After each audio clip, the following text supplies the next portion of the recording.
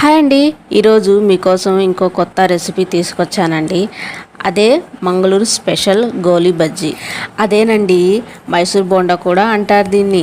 చాలా తక్కువ టైంలో టేస్టీగా సింపుల్గా ఎలా చేసుకోవాలో చూద్దామా మరి. ఒక గిన్నెలో 1 కప్పు బీట్ చేసుకున్న పెరుగు, 1/2 టేబుల్ స్పూన్ సోడా, టేస్ట్కి తగినంత సాల్ట్, 1 టేబుల్ స్పూన్ ఘీ, 1 table spoon sugar, 1 table spoon వచ్చేసి జీలకర్ర, అలాగే 1 టేబుల్ స్పూన్ వచ్చేసి కొబ్బరి, 2 పచ్చిమిర్చి ఇలా సన్నగా చాప్ చేసుకోవాలి. అల్లం కూడా ఇలా సన్నగా చాప్ చేసుకోవాలి. కొత్తిమీర కూడా ఇలా సన్నగా చాప్ చేసేసి మొత్తం వేసేసి మంచిగా ఇలా మిక్స్ చేసేసుకోవాలన్నమాట. ఇలా మిక్స్ చేసుకున్న తర్వాత 1 కప్ పెరుగుకి 2 కప్పులు మైదా పిండి అనేది ఇలా వేసుకొని మంచిగా చేత్తో మిక్స్ చేసుకోవాలి. ఏ కప్తో పెరుగు తీసుకున్నారో అదే కప్పుతో మైదా పిండి అనేది తీసుకోండి. క్వాంటిటీ కరెక్ట్గా సరిపోతుంది అనమాట.